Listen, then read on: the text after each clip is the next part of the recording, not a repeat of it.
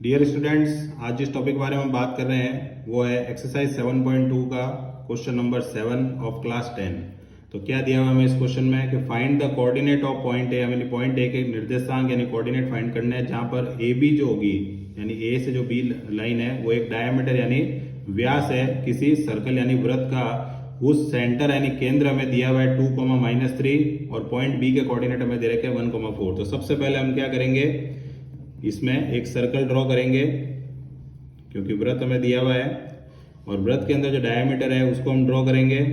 वो डायमीटर जो है वो दो पॉइंट्स के ज्वाइन करने से बन रहा है ए और बी। बी के कोऑर्डिनेट हमें दे रखे हैं 1,4, ए के कोऑर्डिनेट हमें पता करने हैं तो हम मान लेते हैं x, y, और जो सेंटर है उसको मान लेते हैं O, जिसके कोऑर्डिनेट हमें दे रखे हैं 2,-3। तो क्या लिखेंगे हम सबसे पहले, let the coordinate of point A is x, y। उसके बाद हम क्या लिखेंगे, O is the mid point of AB, diameter AB, क्योंकि O क्या है, केंद्र यानी सेंटर है। तो अब मिड पॉइंट के जो कोऑर्डिनेट होते हैं वो हम कैसे फाइंड आउट करते हैं, जो कि हम अब ध्यान रख चुके हैं कि x1 + x2/2 होता है और y1 + y2/2 होता है। तो सबसे पहले अगर हम इसके लिए पता करते हैं तो ये हमारा x1 बन सकता है, ये हमारा x2 बन सकता है, ये y1 और ये y2।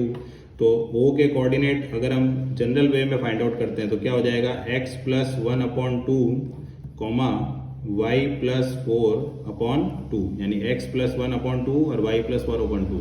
अब हमें गिवन जो है सेंटर, जो सेंटर दिया हुआ है हमें, उसके कोऑर्डिनेट हमें दे रखे हैं, क्या दे रखे हैं, 2,-3। तो फिर से वही कंसेप्ट है जो हमने प्रीवियस जो क्वेश्चन नंबर 6 था उसमें डिस्कस किया था कि एक पॉइंट के दो कोऑर्डिनेट नहीं हो सकते हैं। तो सेम कोऑर्डिनेट होंगे तो ऑब्वियसली दोनों की वैल्यू सिमिलर होगी। तो हम दोनों को अगर कंपेयर यानी तुलना करते हैं तो क्या लिख सकते हैं कि x + 1/2 इज इक्वल टू किसके बराबर है, 2 के। तो x + 1 इक्वल टू कितना हो जाएगा हमारे पास, 4। तो x बराबर क्या हो जाएगा, 4 - 1, यानी x की वैल्यू कितनी आ गई हमारे पास, 3। सिमिलरली y के कोऑर्डिनेट के कंपेयर करते हैं तो y + 4/2 इज इक्वल टू क्या दिया हुआ हमें, -3। तो y + 4 इज इक्वल टू क्या हो जाएगा, -6।